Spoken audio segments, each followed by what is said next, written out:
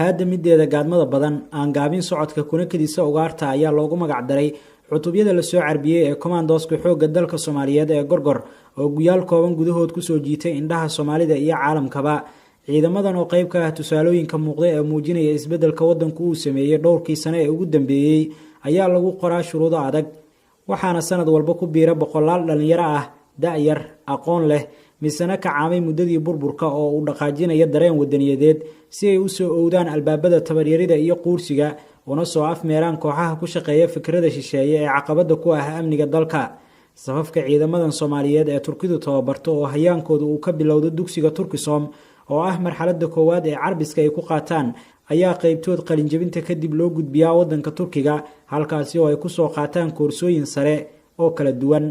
Gorgor oo qaab ahaan aad loo carbiyay ayaa muddada tababarka loo dhisaa jir ahaan iyagoo ka bogta xirfadaha ciidanka iyo tabaha dagaalka toogashada meelaha fog ku dagaalanka hubka culus fulinta weerarada gaadmada ah beegsiga shakhsiyaadka argagixisada ah ee dhaqsida looga howlgalayo macluumaadka degdegta leh ee laga helo la qabsiga nolosha adag xilliyada furimaha dagaalka ka hortagidda iyo soo saaridda miinooyinka cadowga xiro iyo ku lugaynta dhulka cimiladoodu adag yahay saacado badan tigan oo Soomaalidu ku dhaadata dhaqsi dhismeedka ciidanka iyo isbedelka samaysmaya xilli wali ay dalka saaran tahay cunaqabataynta caalamiga ah ee dhinaca hubka ayaa la qiyaasayaa in uu dhabaha u xaarayo korarka tirada ciidamada tayadooda iyo inay ku filnaadaan la wareegidda amniga dalka marka laga tusaale qaato howlgallada ay fuliyeen oo ah kuwa dhammaantood ay ka soo hooyeen guulo wax ku ool ah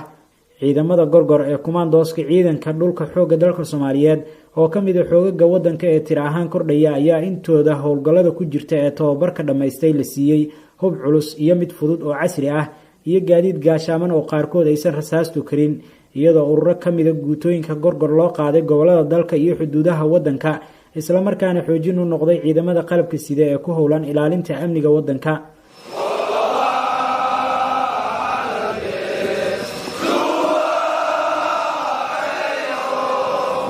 xoogagga commandoska Soomaaliya ee Gorgor oo nidaam ahaan qayb ka ah unugyada ciidan ee ku dhismay heshiiska iskaashi wadaagga ah ee Soomaaliya iyo Turkiga ayaa la filayaa inay sii kororto tiradooda oo la qiyaasayo in dhowrka sano ee soo socota ay gaari doonto in ka badan 10,000 oo askari si awood ahaan sare loogu qaado militariga Soomaaliya oo si geesinimo leh durbadiiba ugu filnaaday qaadista weeraro aysan ku wehelin awoodaha kale ee Soomaaliya ka taageera la dagaalanka argagixisada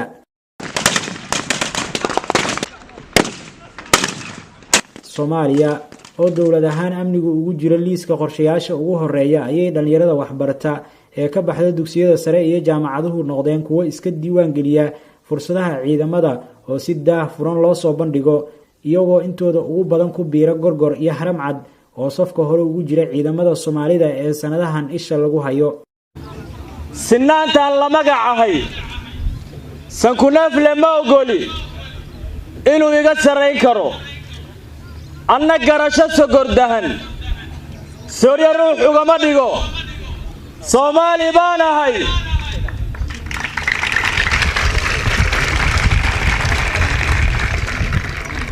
ninna madax salaaxiyo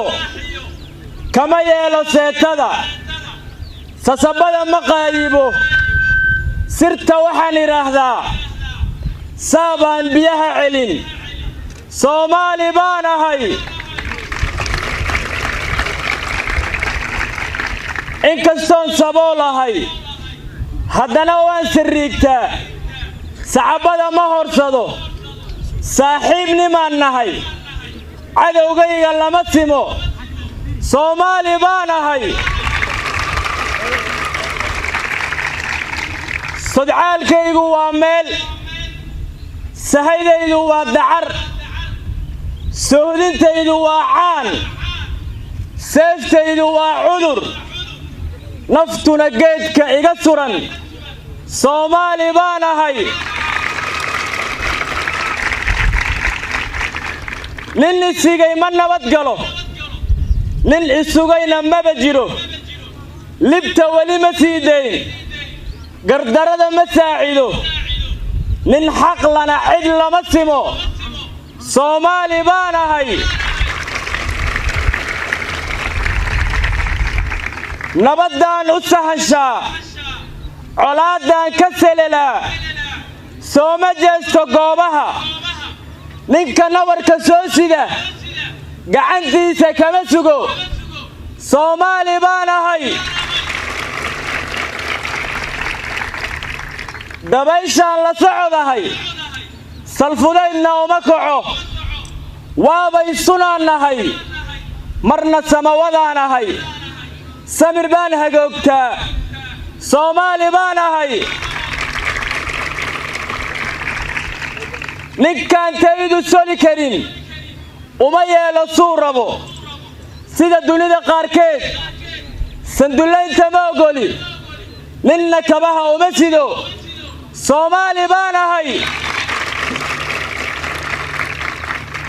ninka iga sadroonow siintaada magaca lihi ogow kaama sugaye hana odhansa sababadow dareen seexda ma lihiye Soomaali baan ahay saan la kala jaraanahay